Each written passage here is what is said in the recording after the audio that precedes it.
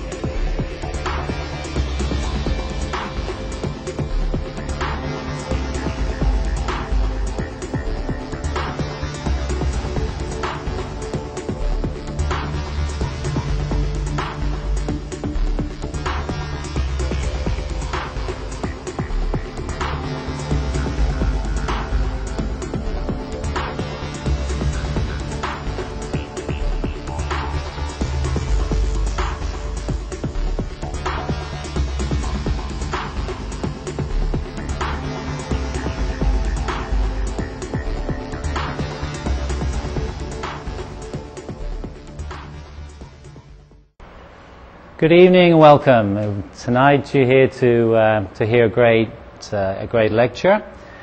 And for those of you sitting at home, also welcome. Welcome here. We're here tonight. We're at Grand Space, deep in here in the heart of Brooklyn, as a special guest of Alan Pratt, my good friend, who set up this amazing, very progressive, alternative medicine healing space down here in Brooklyn.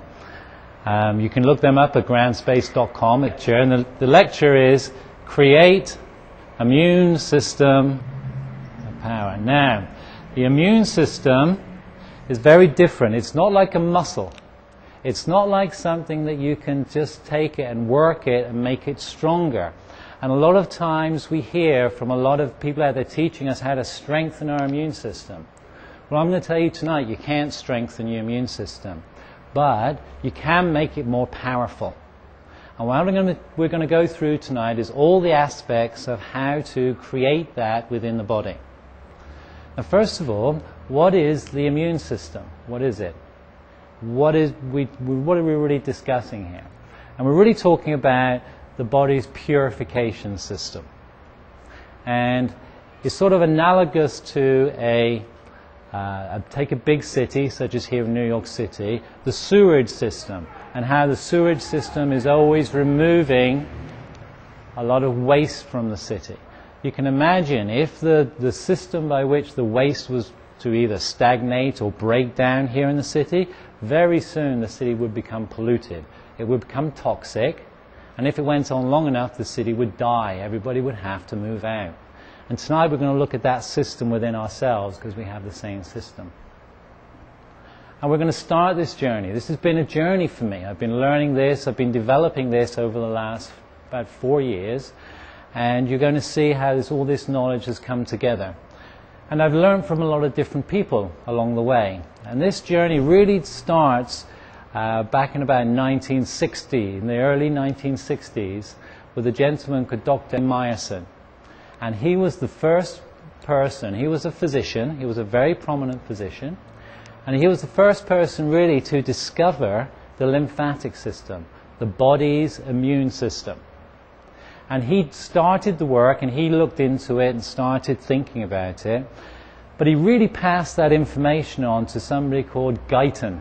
He was another physician. And he was a big guy, Guyton. Guyton wrote a huge book on physiology. In fact, it's the book that I use. I'm a licensed physical therapist.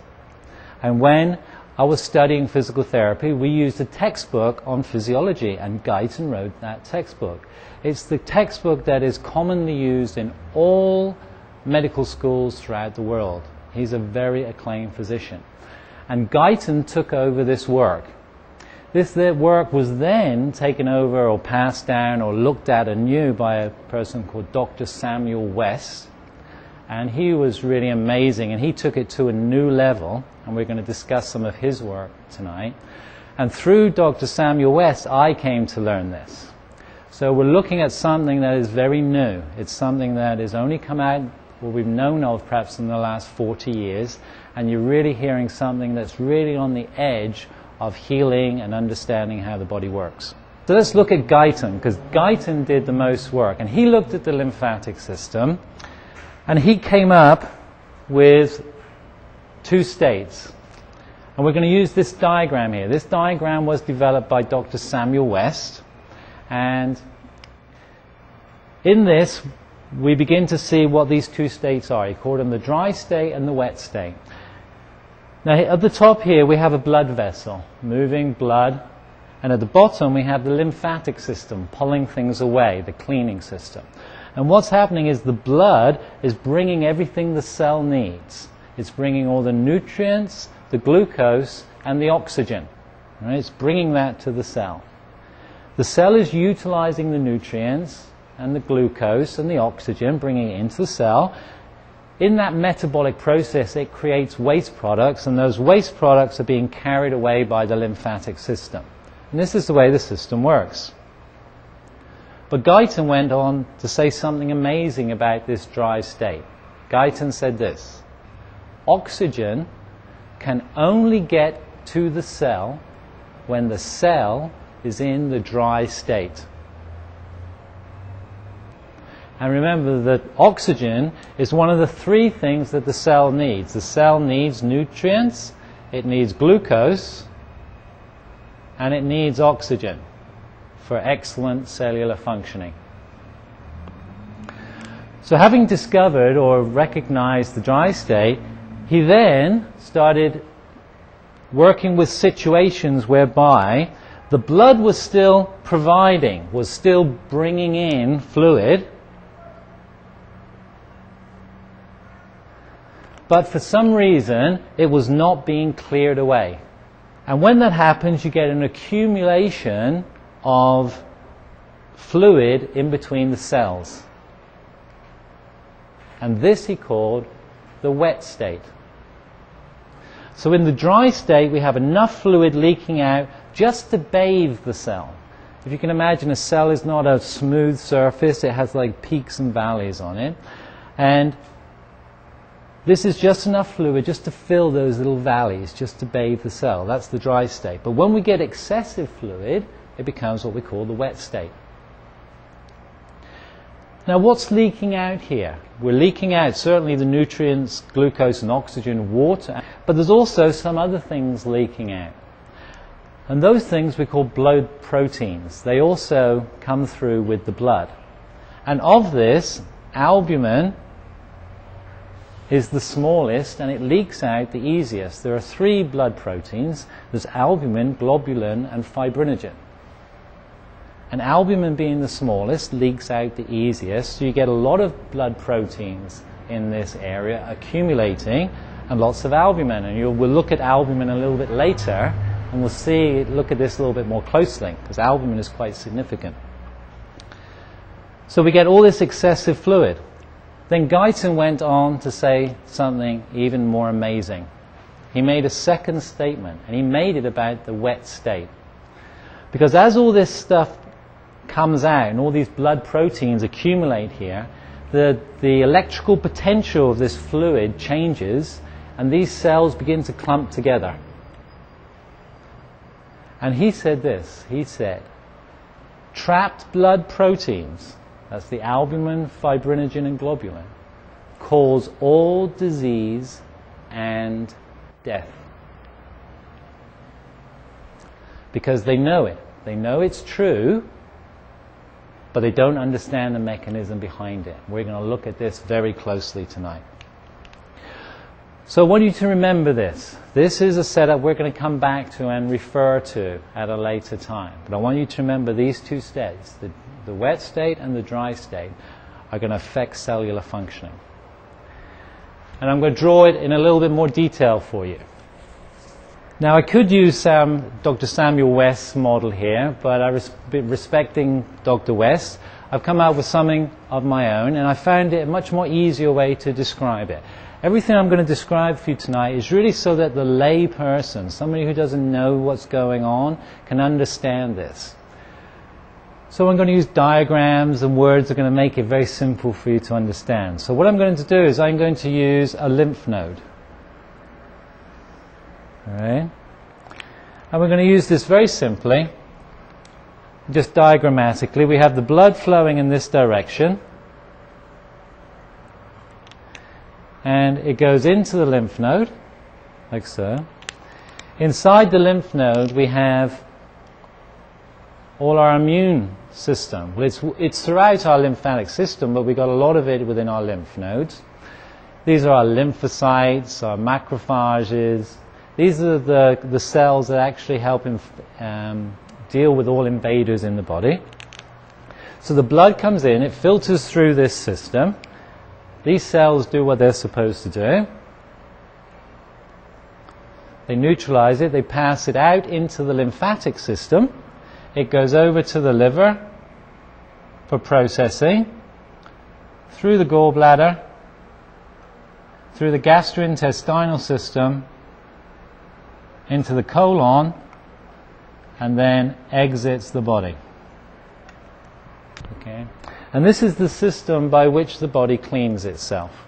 And when this system is working well, the body can deal with a lot of stuff that comes your way, can get you out of a lot of trouble. Because the blood comes in, it's filtered, neutralized, toxins are removed, it's taken out, the liver processes it, passes it through, cleans it out through the body. And it's a really excellent system. But I started to look at this system and I thought, well, what if this system began to back up? What could go on here that could cause this system either to stagnate or perhaps stop?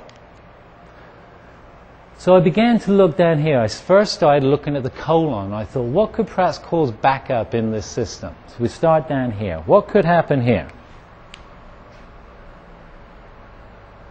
Well, first of all, we could have constipation. Right? A person could be constipated. If it cannot evacuate through the colon, then this system will begin to back up. So I thought, what causes constipation? Anybody like to guess? What causes constipation? Anybody? Undigested food.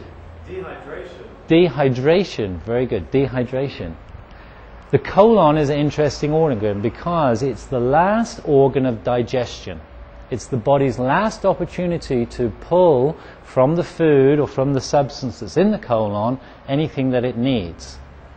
So if the body is either dehydrated or demineralized, it will cause the body to hold on to its feces longer than it ordinarily would in order to extract either water or minerals. Okay? And these two things go together. If you're dehydrated or demineralized, they can work in the same way. When I used to have my clinic, I used to have a lot of people come in, they'd be drinking perhaps 10, 12, 16, 20 glasses of water a day. And I would do an evaluation with them and I'd end up telling them, do you know, you're dehydrated. And they used to say to me, how can I possibly be dehydrated? I'm drinking 20 glasses of water a day. And it's all linked to mineralization, because the body needs minerals in order to hold on to water. If it becomes demineralized, it becomes too dilute and it has to get rid of water. It's almost like if you spill water on a carpet, one of the ways you can pull that water up is to sprinkle salt on the carpet, and that will pull up the water, because salt holds on to water in the body. So if a person is demineralized through poor diet, then they will certainly become dehydrated. The body will hold on to its feces longer than it ordinarily would, and we'd end up with stagnation down here in the colon. Okay? How many bowel movements should a person have? How would you know if you were constipated? What's the regular amount of bowel movements? Again, this is a little difficult to say for absolute certainty, because it does depend on the type of diet that you eat. But as a general rule, you can follow that if you eat 3 meals a day, you should have 3 bowel movements a day. 2 meals a day, 2 bowel movements a day. And if they are not in that rough kind of balance, then there's certainly an indication that you may have stagnation down here. But the truest indication that you have constipation is really a distended abdomen. The abdomen should be absolutely flat. Okay? When people talk about being fat, fat is really what's between the skin and the muscle underneath. That's what if a person was to call themselves fat, they'd be describing that. But many times I see people with a distended abdomen. That is really undigested food material that's trapped down here in the colon. And people can hold 5, 10, 15, 20, even up to 40 pounds more of undigested food in the colon. So not only is that contributing to toxicity, but it's also preventing the body keeping this system flowing. It's beginning to back up. It's beginning to stagnate. So then I looked here. If the colon could be affected, what about the GI system? Well, again, in order to understand that, we need to look a little bit at the cross-section of the GI system. And what happens is it's like a tube. Just imagine it's a tube and the food goes down the tube. Well, most of us have very mucus-producing diet, and we cover this a lot more in the second lecture on how to clean out this system a little bit more adequately. But what happens with a mucus-producing diet is you get a build-up of mucus on the inside wall of this GI tract. And when we combine that with dehydration, that mucus begins to dry out in the same way the body is going to pull water out of that mucus. It begins to dehydrate, and that becomes a thickened mucoid plaque. And when we get that in our system, our nutrition cannot get out into our blood, because we have this thick, it's like rubbery type substance that is very, very difficult to get out of the body. So that system can work less than excellently and contribute to a backup in this system. Then there's the gallbladder. The gallbladder can also become filled with gallstones, bile, congealed bile, cholesterol. And thereby, when it becomes full of all those toxins, it decreases the liver's ability to flush out those toxins. The liver is like a huge filter, like the filter in a car that you have in an oil filter. It's filtering out all these toxins, and it's sort of like concentrating them and passing them down into the gallbladder, where they're collecting and forming gallstones. Those gallstones, or if the liver is clogged up, are also contributing to stagnation in this system. So we can begin to see that there are some physical ways that the body can begin to create stagnation in this system, thereby lessening the body's ability to clean itself out, begin to create an internal polluted state. So I looked at all these things and I thought, oh my goodness, now I can see why it's so important to cleanse the body. Cleaning out the liver, flushing the gallbladder, and the GI system and the colon is very important. In the second lecture on cleansing the body, we're going to learn how to clean this system. So we're not going to go into too much detail at the moment. So I looked at this system and I began to realize how it can physically begin to stagnate. And then I thought, I wonder if there's anything else that could possibly cause this system to stagnate, not just this. So I began to look at how this system works. How does this system actually function? And I tried to fit that into our daily lives. And what I found was that when there's a high amount of toxins out here in the blood, this system fills. Okay, when you've got high amount out here, so it's higher out here and less on the inside, it fills. Then it gets to a point where the toxins increase in this system till they become balanced, until actually there's more inside than out, and then it empties. Okay? Through this very system of just concentrations, it's how it fills itself and empties itself. And as I looked at that and I thought, I wonder if there's anything out there. What would happen if the blood never got thin? Because the blood here is thick, and here the blood is thin. What if the blood never got thin, I thought. And then I remembered something from my days as a physical therapist. I remember when people go in for surgery. I don't know if anybody's had surgery here. Has anybody had surgery here? Okay. What do they do before you have surgery? What do they make you do before surgery? They make you. They say nothing by mouth, right? Nil by mouth for 8 hours. And why do they say nothing by mouth for 8 hours? There's two reasons. First of all, they don't want anything in your stomach because they don't want you to vomit. But if that was the whole reason, they wouldn't have to say 8 hours, because food's not in the stomach for 8 hours. It's only in there for about an hour, hour and a half, 2 hours, and it's out. So what else is there? And I remembered as a physical therapist that post-operatively, one of the things they worry about is deep vein thrombosis, blood clots in the legs. And we've learned that if somebody fasts for 8 hours, the blood becomes thinner, thereby lessening the chance of deep vein thrombosis. So I thought, isn't that interesting? When we don't eat, our blood becomes thinner. Thereby, that suggested to me that when we do eat, our blood becomes thicker.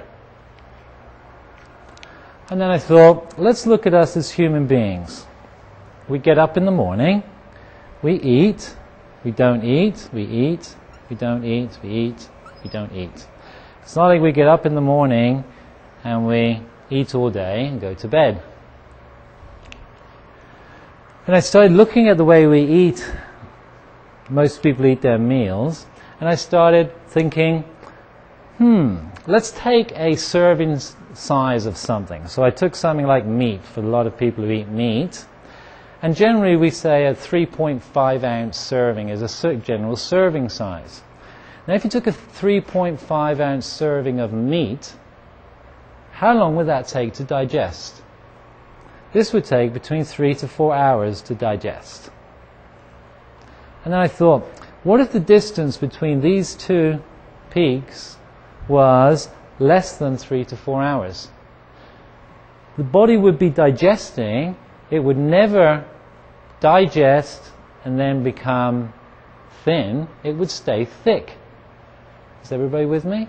Because you'd be eating, you would be digesting, the blood would stay thick. And then if the person ate again, and the body never got a chance, the blood never got a chance to be thin, the blood would remain thick throughout the day.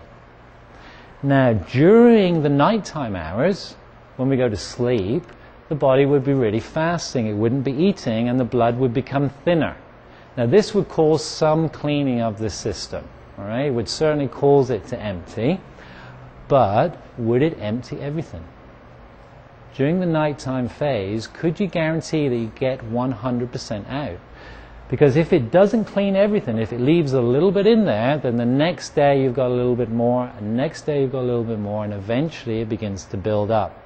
So even though a person might be eating 3 meals a day, they're actually more closer to the second diagram. They're actually getting up in the morning and they're digesting all day, and then they're going to sleep.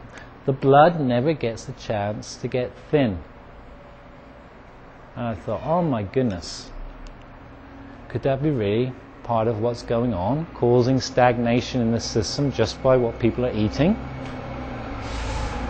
So then, I thought, right, why don't I start writing a list, searching the internet and books of all the foods that make the blood thick. I thought, how about that? Wouldn't that be a great service to everybody? All the foods that keep the blood thick. So I started doing it. I started writing, and I got down the end of the page, and I got on to the next page, and the list got longer and longer and longer. And I thought, you know what? Nobody's going to read this list. I've got to shorten it. So I shortened it and shortened it. I condensed it down. I've got it down to 2 things. Because I reckon everybody can remember 2 things. So, what are those 2 things? The 2 things that keep the blood thick. Number 1 is all animal products. And I mean all animals, by land or sea or air. All animal products keep the blood thick. And number 2, if you like that one, you'll love this one. All cooked food. Want to know why I'm a raw foodist? So one of the reasons I'm a raw foodist is that all cooked food causes the blood to be thick. All the time the blood is thick, the system cannot clean itself. Come over to here. If the system cannot clean itself, it changes from the dry state to the wet state. Oxygen cannot get to the cell. Okay? But if I don't eat cooked food and I allow my system to clean itself, I can stay in the dry state. And remember this crucial statement here. Trapped blood proteins cause all disease and death. So we're beginning to see how the system works and how it can be affected. How it can be physically caused to stagnate or to slow down, and how our food choices can also cause stagnation within this system. But so what? So what? What does it matter? What does it matter about this? What are the consequences of this? So we're going to look at what's going on here.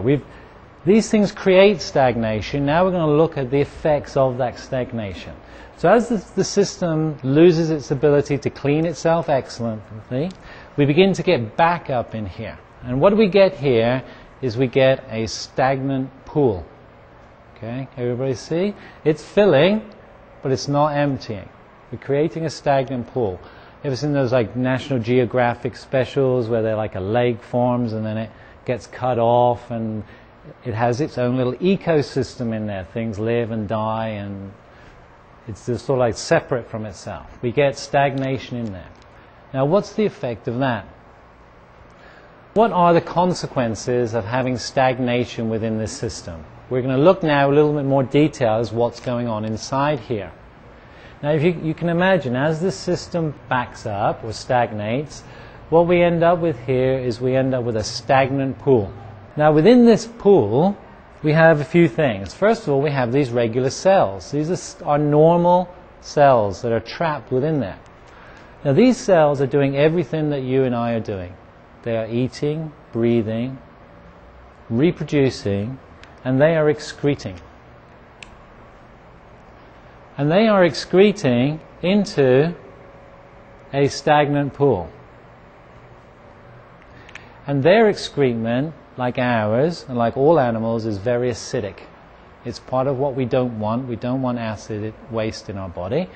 And these cells are doing exactly the same as we are. They're excreting into a stagnant pool. Now, what is the significance of that? In order to understand that, we must look at the alkalinity, acid alkalinity scale. Up here we have alkaline, and down here we have acid. Acid starts at a low number, say 1, whereas alkaline would be at 14. 7 is in the middle, is neutral, and we as human beings come in here, just slightly more alkaline than neutral, at 7.365. Now some people will tell you that it's 7.4, and they're doing a very generalization, but to be honest with you, It's 7.365, and the body responds to such small amounts in the body that it is important that we know that it is in this much detail. It's 7.365, and you'll never forget it, ever, because there are 365 days in a year. So, the body prefers to be slightly more alkaline than neutral. And that is the situation that health exists. But these cells are excreting into a stagnant pool. They are changing the environment, and they are making it more acidic. This acidity will drop. It will become more acid. Now I'm going to use the number 6 just for dramatic purposes. If you went down to 6, you'd be dead already. At 6.95, I believe you go into a coma. That's 6.95. And if you go too alkaline, if you go to about 7.4 or something or other, you go into tremors and shaking. So we're dealing with a very small range here that the blood keeps its alkalinity. I'm just using 6 just for dramatic purposes here. So let's say it dropped to 6. These cells are designed not to live in acidity of 6, but to live in a slightly alkaline environment. This is somewhat similar to us. We can live here in this room and on this planet because we breathe 20% oxygen. Okay?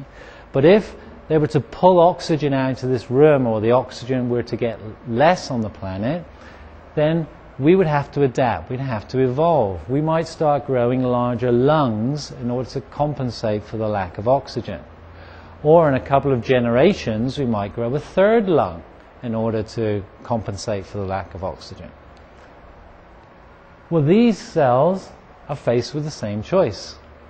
They were designed to live in a pH of 7.365, but they're finding themselves in a pH of 6.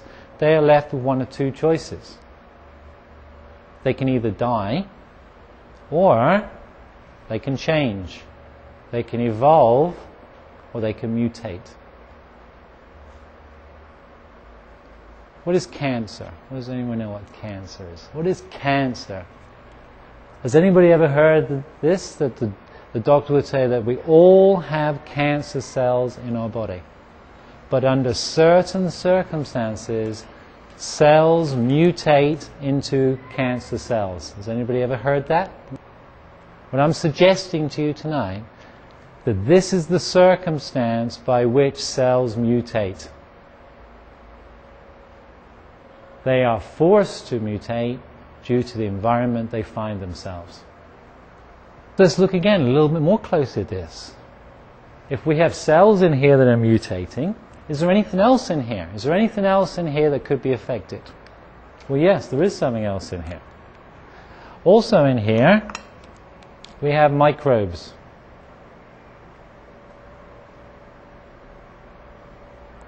Now, where do we get these microbes? Where do the microbes come from? They come from our foods. They come from the water we drink, the air we breathe, and the food we eat. Some of these microbes are useful to us, in which we want a lot of those, but a lot of them are damaging to us, and we don't want those in our body. So where do these microbes come from? They come from our food choices. Let's look at our food choices a little bit more closely. Let's look at first, let's say a salad, a green leafy salad. How many microbes do you think might be in a serving size of green leafy salad? A lot. Well, a lot. There's about 500 in a serving size of green leafy vegetables. Now, even if you clean those vegetables, you still can't get rid of all of them. A lot of them are in the stalks, in the leaves themselves. And in fact, for us living foodists, we can even claim that they're a source of vitamin B12. Because a lot of the times, the living foodists, people say, where do you get your B12? That's a big thing for people. Well, actually, you can get B12 from the microbes that you find on the food. There are 500. So when we ingest this salad of 3.5 ounces, we're ingesting 500 organisms which we're asking our body to neutralize before it does anything else. Now that may or may not seem like a lot, but when we begin to look at other food choices, it puts it into a different perspective. Let's look at an egg. How many microbes might be in an egg?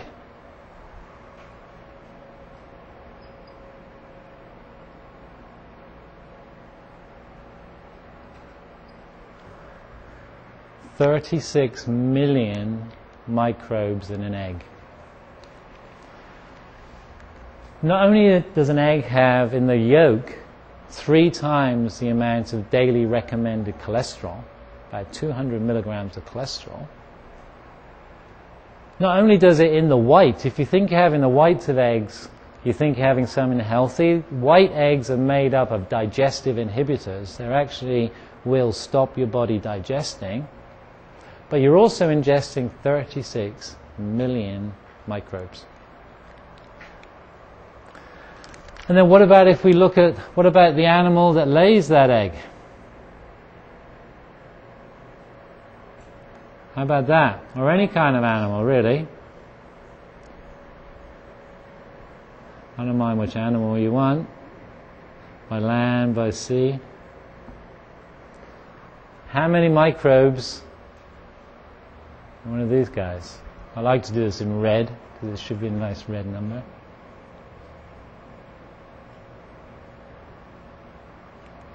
$336 million. And that's in a 3.5 ounce serving size. Okay? 336 million. Now, where do we get these figures from? Do I just drum them up at the top of my head? No, this is the USDA. This is the number of microbes that are acceptable for human consumption. This is what they allow in these products, these food choices, and still be considered fit for human consumption. Could be less, could be more. It's really dependent on how long this food has been hanging around. So it comes to the next question is, why is there 500 here in a salad and 336 million down here in the same amount of animal products and animal flesh? Anybody got an idea? Why is there so many here? And the answer to that is in their role. What is the role of these microbes? Well, the role of these microbes is to break down the body when it dies. So with these animals here, as soon as they are, what do they call that? As soon as they are slaughtered, that's right, what a word. As soon as they are slaughtered, they die. How do these animals, these little microbes in the body, how do they know that the animal is dead? How do they know? They're deep inside. How do they know? How do they do? Yeah, absolutely. Oxygen. As soon as the animal is slaughtered, no oxygen gets into the body.